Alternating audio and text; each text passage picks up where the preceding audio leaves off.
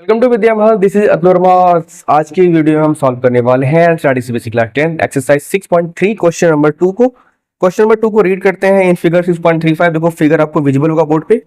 जो ट्रायंगल ओडीसी है ना वो ओबीए के सिमिलर है। ध्यान से देखना क्या बोल रहा है कि इसमें ओडीसी जो है वो सिमिलर है ओएबी के, यानी ये जो ट्रायंगल है आपस में ये ट्रायंगल की सिमिलर है। ठीक है, ऐसे क्वेश्चन दिया हुआ है।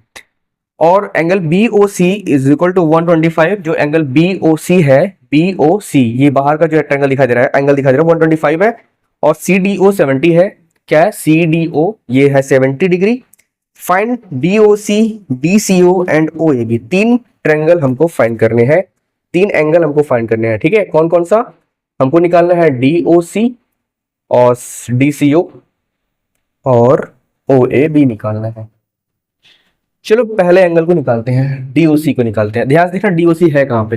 देखो ये तुम्हारा डी हो गया, ये हो गया ओ हो गया, ये हो गया सी। हमको ये वाला एंगल फाइंड करना है। ठीक है, अब देखो एक स्ट्रेट लाइन बन रही है डीबी। क्या बन रहा है? डीबी। डीबी एक स्ट्रेट लाइन बन रही है और डीबी में दो एंगल बन रहे हैं एक ही पॉइंट पे। कौन से? बीओसी प्लस सीओडी, या इसको डीओसी बोल सकते हैं। ठीक है, तो डीओसी ऑनलाइन, ऑनलाइन डीबी। ठीक है, तो जो DOC होगा, एंगल DOC होगा प्लस ये वाला एंगल और प्लस ये वाला एंगल BOC।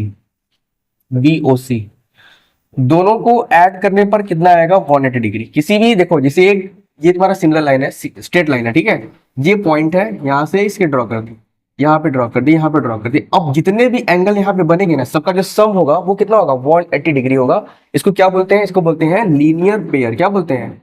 लीनियर पेयर बोलते हैं इसको। ठीक है, अब देखो हमको BOC की वैल्यू पता है 125, तो यहां पर पुटअप कर दो, यहां पे पुटअप कर दो 125 डिग्री, 180।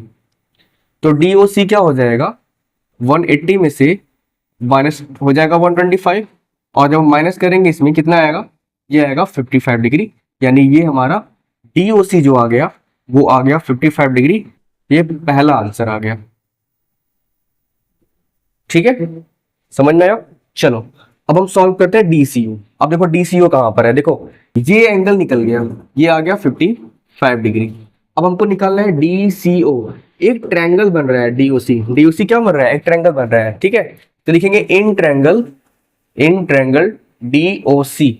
ट्रायंगल में तीनों एंगल का जो सम होता है वो कितना होता है? 180 डिग्री होता है। तो लिखो angle D plus angle O plus angle C, angle C। ठीक है, अब O को लिख सकते हो DOC। क्या लिख सकते हो? DOC, DOC और plus angle C is equal to 180 degree. लिखेंगे law of triangle, law of triangle.